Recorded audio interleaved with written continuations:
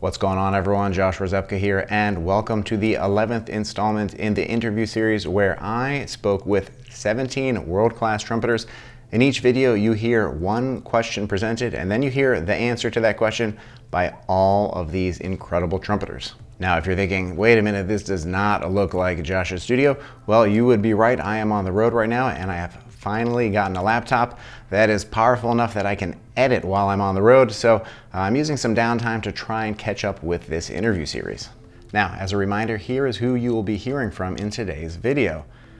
Randy Brecker, Bria Skonberg, Roger Ingram, Selena Ott, Tine Helseth, Chris Coletti, Ingrid Jensen, Sibaja, Kenny Rampton, Lessie Vonner, Bijon Watson, Michael Sachs, Pacho Flores, Tage Larsen, Lynch, and Karin Bliznik. Now, if you were counting there, you will notice that I only mentioned 16 trumpeters instead of 17, and that is because during my chat with Arturo Sandoval, we were very short on time, and there were a couple questions that we just didn't get to. However, don't worry, in the next video, he will be back. So today's video deals with what motivates us, what inspires us, and what keeps us going during those difficult times. Life has challenges, our careers are constantly growing and expanding, and we seek inspiration from those around us and everything we do in our daily lives. So with that in mind, I ask the following question. What do you do to challenge yourself on a daily basis and stay motivated? Now, what everyone said is so insightful, especially with the hindsight of knowing that this video was recorded a couple years back during the pandemic. All right, so let's hear what everyone had to say. Being Jewish, I always have fear and guilt gnawing at me if I miss a day, but more if I miss two. But I just want to sound good. And number one, it's fun to play. It's the most fun I have in life. I'd much rather play than go to a cocktail party or talk to people. Generally, I'm the guy in the corner if there is a party, so I just love to play.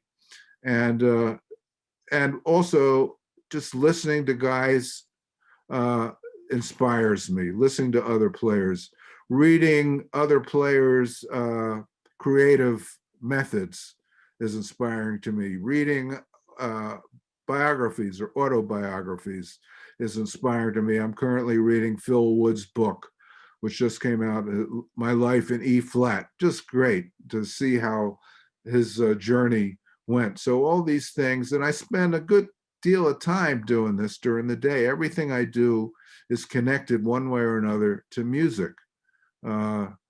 Even watching a movie, I watch it from the production standpoint, because we're all collaborating in music, and I watch it from the collaborative aspect and the writing. It's just partially because I produced records. So everything I do, even this seat is a good trumpet practice seat. I had to find one of those, So everything I do is related to music and the trumpet.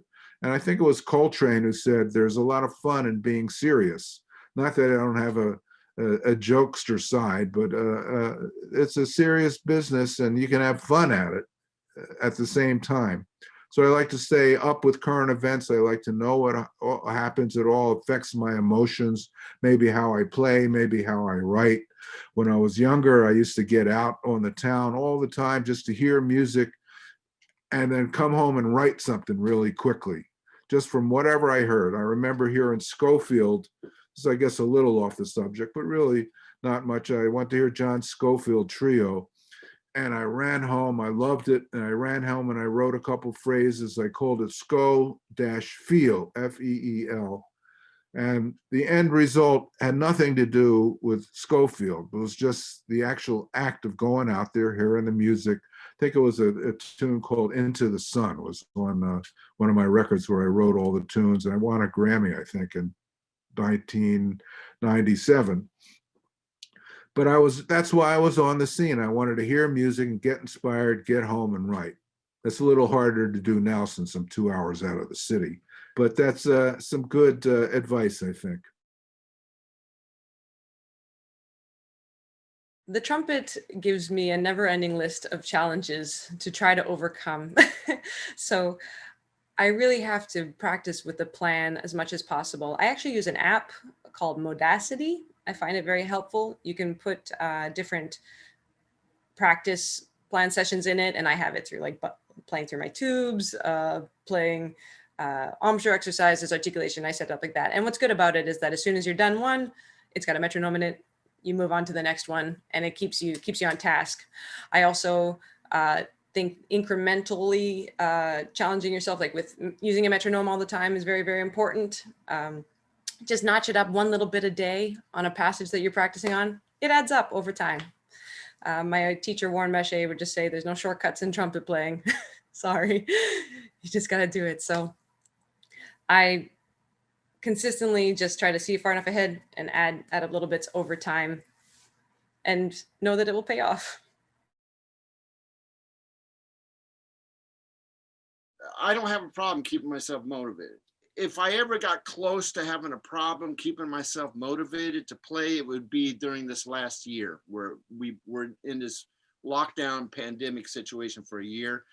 I mean, before it happened, I was having a gig or a rehearsal or something every single day. I was motivated to do something. It was extremely easy to be motivated, to the point that where I was working so much, I didn't practice because I was just playing. I was out there running around doing stuff. But now when I saw everything shut down and the gigs were going to go away, there's a lot of things that I can work on. I mean, I got stacks and stacks and stacks and stacks and stacks and stacks of method books, ones that people have given me that I've collected over the years. I mean, I got so much stuff here that I can't play. I mean, my basic staples are the Arbor book, the Schlossberg book, the Clark book, Top Tones for Trumpeter, and the Ernest S. Williams technique of secret technique preservation. But I got so many other books. Yeah, I mean, I studied with Mel Broyles when I was living in New York. I studied piccolo trumpet with him. I got all his books, and that stuff is hard, man. I tell my students, if you're interested in something, you'll find a way. If you're not interested in something, you'll find an excuse, and I tell them, it's like me, I'm interested in being the best player I can, and I don't mind sounding like crap in front of my family.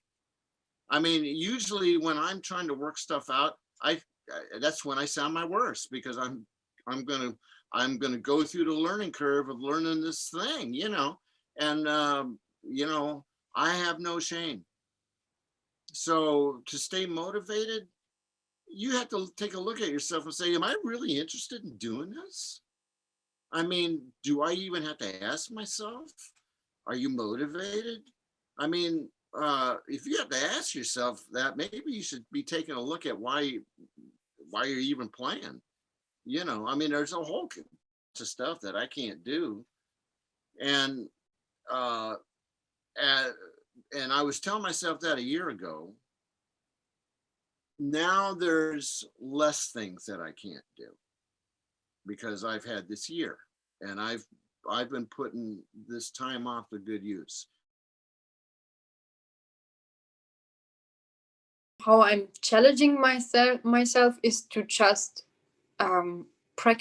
play every day a little bit better to trumpet.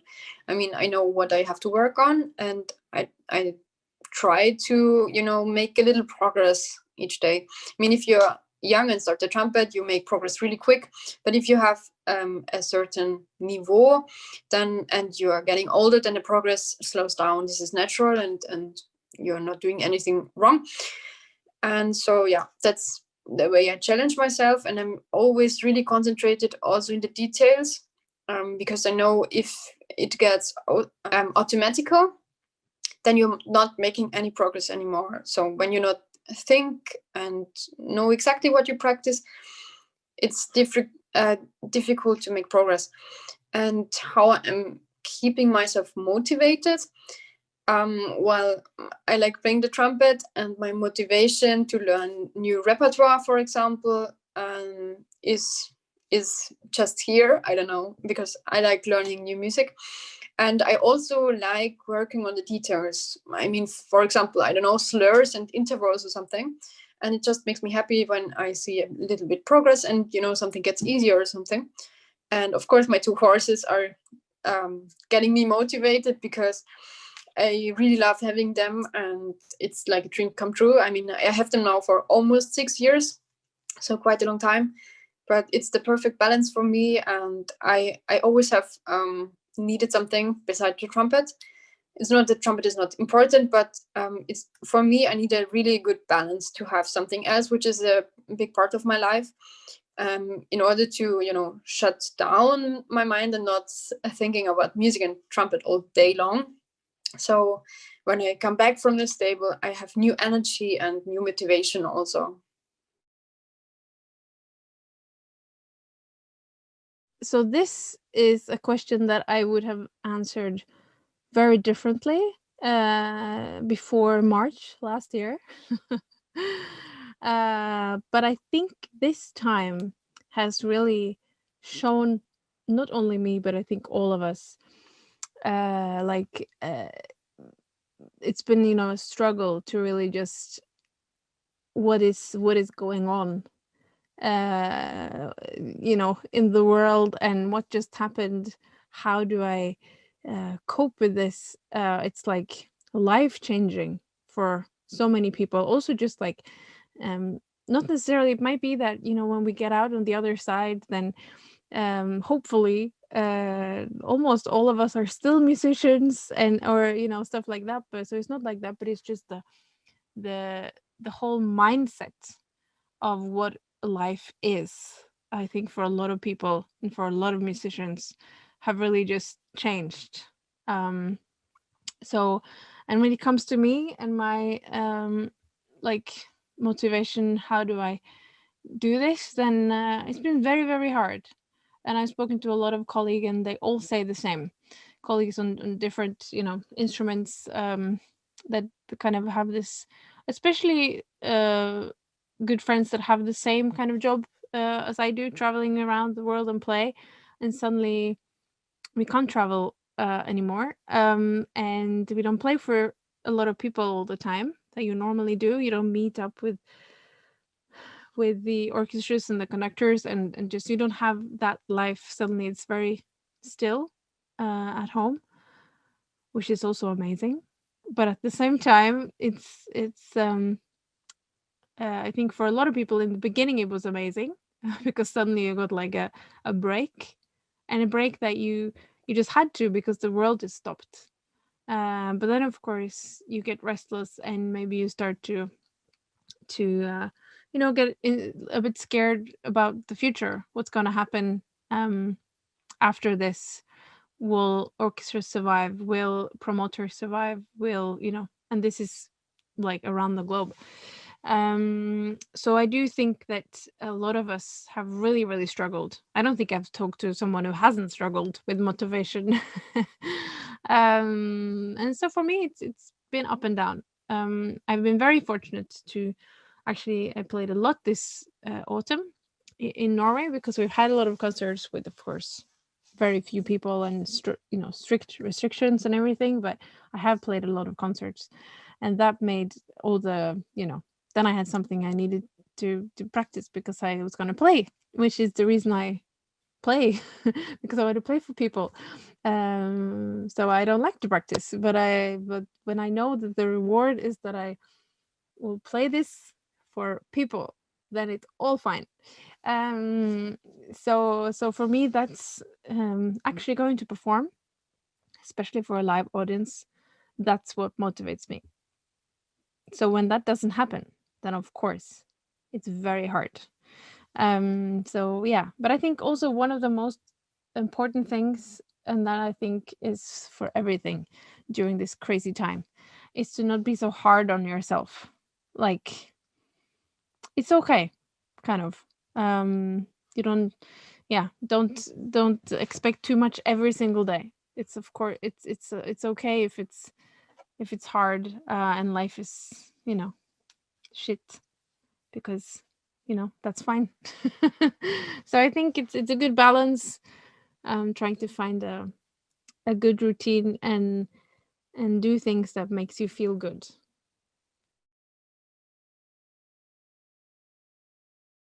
For me, motivation comes from the project itself.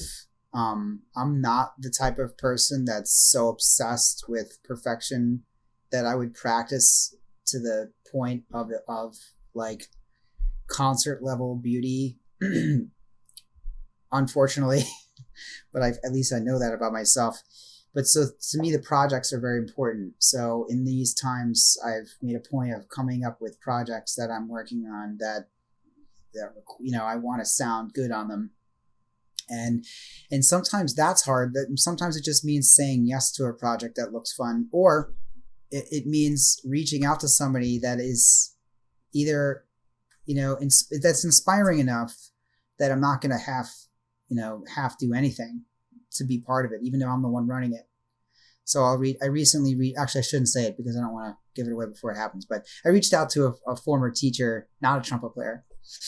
And I just was like, thought I was going out on a whim. I didn't even know if they'd remember who I was. I was like an undergrad in their class at MSM. And I was like, I just did this, and it reminded me of your recording of X. I'm really making this vague. But by the way, they said yes. And now I'm like, I have to sound better than I've ever sounded in my life to make this worth it for him.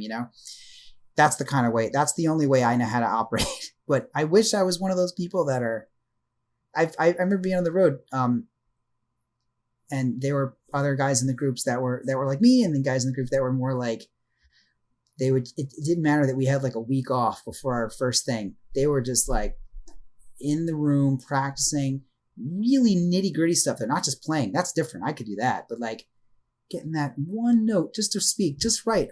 For what? Like, how do you do that? I'm not like that. I'm much more ADD. I'd be mowing my lawn and then I'm going to build a wall over there, So, projects.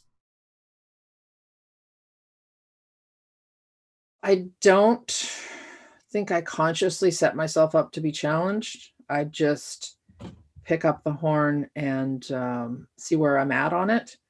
And then I use that as my gauge as far as what I need to do to get it to a place of inspiration and productivity in the time I have to play. And a lot of times that's work away from the horn to challenge myself. I'm listening to music that I haven't heard before, and listening to old music, playing with simple things, playing with complex chord progressions and rhythms, and going through etudes. Sean Jones did that great workshop at the Gen conference. I'm not sure if you saw it. Maybe people can revisit it. But he was talking about the R bands, which I always avoided when I was young because I didn't have range and I didn't have chops and I didn't have technique. I was like, I'll never be able to play these. Ew, they're hard. So now I'm going through, the etudes from the R bands book, and it's like, so inspiring. I'm finding all these things in my playing that I never really had, done dug deep into, and did the deed of the deep dive. A lot of D's. Yeah. So a lot, I would say I tend to go to a lot of classical music as well, classical etudes and things that need to be played correctly, not perfectly or in the style of. I can't do that. I'm not going to expect myself to do that, but I am going to use them to give me inspiration in intervals and in big leaps versus small chromatic or small movements, and just getting through a piece from the beginning to the end and observing where all these things we've been talking about up till now, actually, where the mind got in the way, where the body got in the way. So that's a full circle answer. What do I do to challenge myself on a daily basis? I play a note. When I hear that, it's so sad. Oh, okay, it's time to practice. I don't know, man. I play to me, playing the trumpet is it will always be my best challenge on a daily basis. Some days it's a bigger challenge than others, but it's always a challenge. The minute that I changed that perspective, and the minute that I changed that way of thinking, that's when I know I am ready to retire. In my case, because in music you're either doing this or you're doing that. You're not maintaining. That doesn't exist. So the minute that I believe that the trumpet is not a challenge, that I truly believe that the trumpet is not a challenge, is my time to retire, because I know it's gonna from there on it's just gonna go like this. You know, what do I do to motivate myself? In a realistic way, I look at my bills, and that motivates me. And that's realistic. My realistic answer to you. In a holistic answer, um, I listen to music. I listen to music, and I don't have to listen to Mahler's last movement in order to get motivated. I can listen to anything to get motivated. As long as there is a melody and there's beauty behind it, I'm good. Now, if you give me an atonal piece, I will not get motivated. Doesn't matter what it is. That's just how my mind works.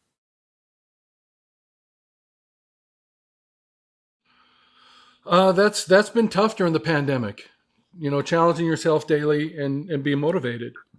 I had to consciously make a decision to practice every day and to set goals. So I set goals for myself every day.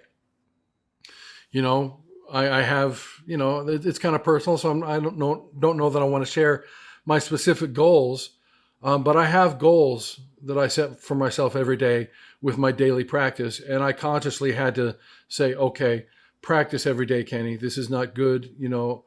I found that I get into a funk. I get depressed, man, if I don't play my horn every day, and part of that is healthy. Part of it isn't healthy. I'm guilty of this, as many other friends of mine are. We've discussed it. I've discussed it with some friends of mine. I put a lot of my own self-worth on how I'm playing the trumpet on any given day. So if I'm on a gig and I play a solo I don't feel great about, that I could have played better on, then I'm depressed until I get on stage again and have a chance to redeem myself. And I've gone into pretty deep depressions behind that, which is not healthy, because whether I have a good day or not playing the trumpet doesn't mean I'm a bad person. So it's important to separate, for me, to consciously separate myself as a person from myself as a trumpet player. And as a trumpet player, it's important for me to set goals every day to work towards. So, one of the goals is to get into 5 fundamentals every day. I have a certain range that I'm working on expanding. So I want to make sure that I can play a certain number of a certain note, every day, and approach it different ways to really own that note, own that level of range on my instrument. I have certain goals I set for myself. So I think it's important to set goals and to commit, to consciously commit. And that's really kind of where I'm at with that. Just the importance of that personally for me is pretty great.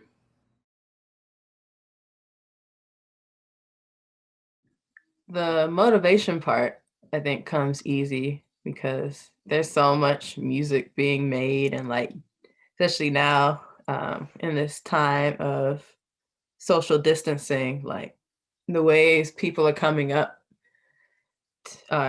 with to create music when you're not in the same room, or whatever the case may be, has been really inspiring for me. So it's like I usually stay pretty motivated as far as challenging myself.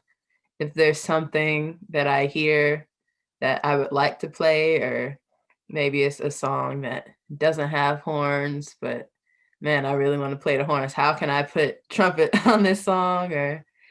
Or even if it's just like there's a trumpet etude I hear that I really like just learning how to play. So it's almost like a see it, play it sort of mentality. It's like if I see it, if I hear it, then like try to figure it out. And lately, just from necessity of like doing gigs from home, like figuring out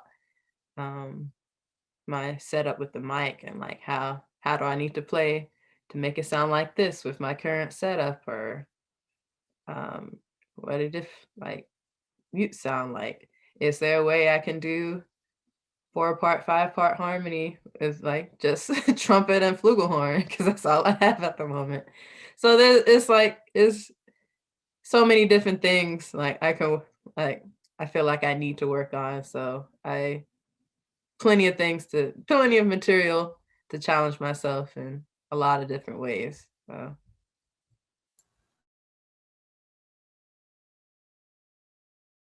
Well, I mean, I have a lot of different, I think it's important to have interests outside of the trumpet. I think it's important to not let the trumpet define everything you are as a person. Obviously, it's a huge majority of me, and you know, I love the music making and everything. But you should have other interests that you're into, so that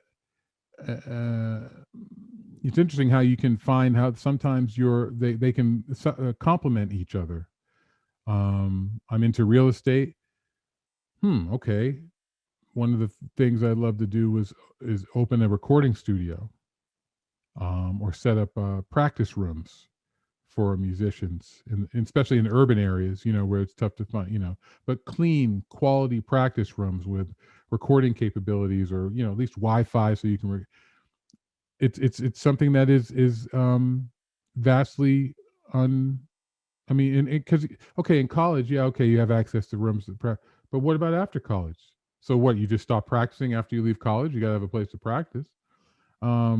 So it's interesting how you start to think about those things. But in terms of motivation, it really goes back to your goal setting.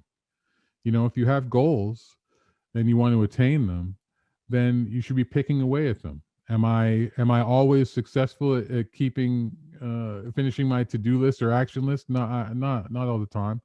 But if you don't have an action list or a goal setting, then you don't even know where you left off, right?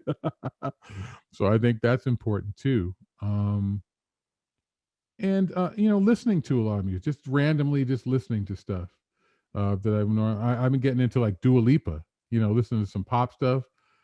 Some of that stuff is really good. You know, putting horns to some of that stuff. Not that it wasn't.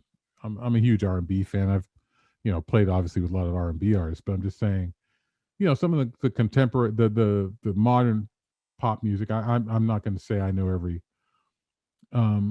Just listening to stuff and getting inspired by that. And I just think it's really, really cool. And also writing music. And that's, I think it's, I love to write for the projects that I have. And that's, you know, that's motivating to be able to do that. Mm-hmm. Yeah, motivation is a very important factor in any success as a musician, or really anything. And how I motivate myself is I realize that there's an infinite amount of information out there. And that, I know it's cliche, but the more I know, the more I realize I don't know. And to me, I always want to retain that quality of curiosity, that sense of being an eternal student.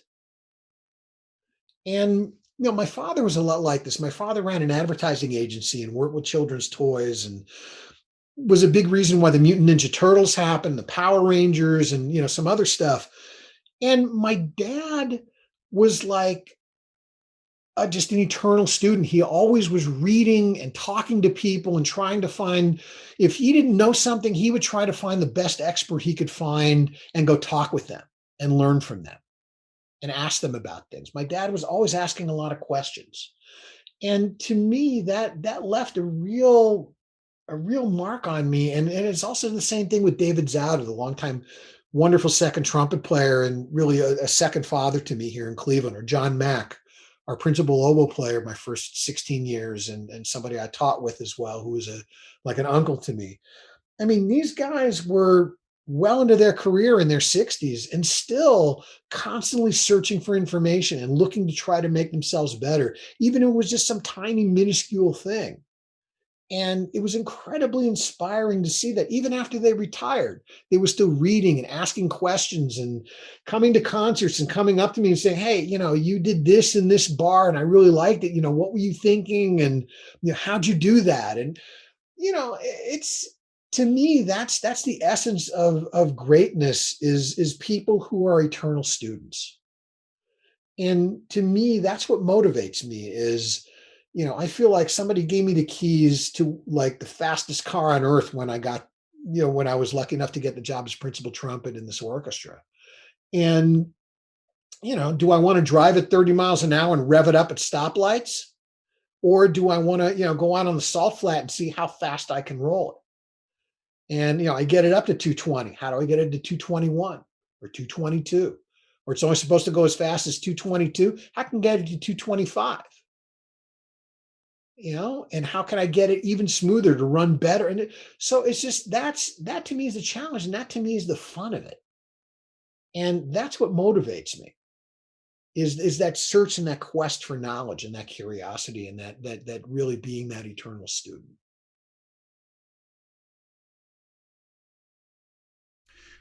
I compose every day. I like to arrange different pieces because sometimes with different projects I have to move the orchestration, right? For example, the last week I had a full score arranged of Astor Piazzolla, a piece called Revirado. And finally, with the pandemic, because of the COVID, we have to change the quantity of people that we have to get to bring in on the stage. So that reduction move also my music that I normally play. So I did the range in 2 days, for example, the reduction for only strings and trumpet, for example. And for me, I enjoy a lot with this and composing. I just finished, for example, in pandemia, I did a Flugelhorn trumpet concerto with 3 different instruments, new, Flugelhorn in C, Flugelhorn low in A, and Fliscornino piccolo Flugelhorn in D, for example. And that Flugelhorn concerto will be very interesting. It's supposed to did the premiere the last year, but now we are looking for move the schedule and do the premiere, of course. Also, 3 weeks ago I just finished one piece for piano and trumpet, of course. It's a commission. Now I am working on also arrange and also one piece for symphony orchestra, big symphony orchestra. So also the office, this time I have to be able, with my manager also to change the dates when there is some cancellation. Now we have to check the future, but it's a little bit boring that job, but we have to do and with quality, organize and everything, right? Also teaching, I like to do conference, for example, for Latin America, for Spanish speakers, that is my main language. So many people there. I know a lot of talents, there in Latin America, Mexico, Venezuela, Colombia, Argentina, for example. And I like to, as Latin American artist, I feel like one ambassador, and I like to help that people and motivating that people also. And it's one of my passions. But for me, I feel, my corner is play the trumpet. It's the most important for me, But when you have to compose, because you have to create repertoire. For example, we have now, I am collaborating with the Stoneby, and we have 4 valve instruments. This is, for example, a cornet in C. And we have to create the repertoire for this, because I believe in this. I believe that in the 21st century, the voice, the trumpet voice is now in this way, because we have more range and more possibilities in the fingering, in the sound, in the low tones. Everything is changing all the time. And I'm scared when the people is looking for the version trumpet of the 60, decade, of the 60, of the 70. And I believe, wow, why? If the technology is going, it's advanced every time. Why you're looking for this? It's very sad, in my opinion. It's very sad. Because when you go, for example, to doctors conference, they are talking about the future, the new ideas, to help people, and they are talking about future. And it's very sad when we are in conference and we are talking about the past. It's very important, of course, the past, but what about the future? The innovation is the most important. The most important is not the revolution, it's the evolution. This is a little different, right? For me. Yeah, so finding something very hard to play, like right now I'm working on like the carnival, all those cornet solos. This is so much time, why not? But really slowing stuff down, just trying to really get into the detail of it. The speed, the flexibility, the lightness for articulation, the endurance. Like I'm just trying to play through that Huntsberger book of arrangements of all those great cornet solos. So that's what I'm doing now to challenge myself, but then keeping the routine going every day too. Just go out here and listen to all these young people playing the heck out of the instrument. Some of my students challenge me very much, as good as they play. And, the standard of playing is just, keeps on getting better and better. I mean, I do feel like that notes don't necessarily translate into music. So we have, we have a distinction about efficiency of note production and volume of pure volume of numbers of note productions or of complexity and, and the quality of the music therein. But, it's all good. So I'm always, I'm really interested in what, the young folks are doing. And I am not above grabbing what I can from them. As I think maybe some of them have done the same with us. That's a great challenge. That keeps me motivated. My students really keep me motivated. Challenging myself on a daily basis is doing music that's not the trumpet. Truly, I fill my day with music all day, and there are different types of forms. I started this record label not that long ago. That's been Tower Grove Records. Tower Grove Park in St. Louis is not far from my house here. And that's been a fabulous source of listening to music and finding out different types of genres of music that I like and how to mix them. That's very inspirational to me, and to help motivate, I wouldn't even say motivate other people. Most of the people that I work with are very motivated, but trying to find how to use this art form. You're finally, we work so hard to be that painter that has all the different brushes and all the different colors, right? So now that you have it, to me, I like to expand it beyond just one genre of music. So a little bit of that. But the other style of music that I've also find myself doing is I started a rock band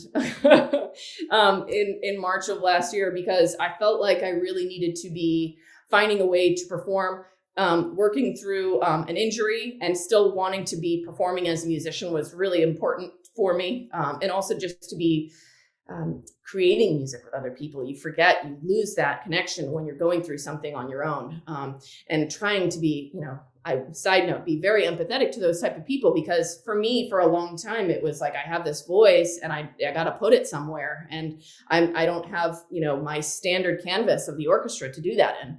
So finding ways to stay inspired, I've been writing music, I've been learning the guitar, and analyzing music in different genres. Rock music, you're analyzing the kick drum, the guitar, the bass, and the vocal, and how that they interact, in a way that a composer or an arranger or a conductor might do, right? And that's not always the opportunity that I get in the orchestra.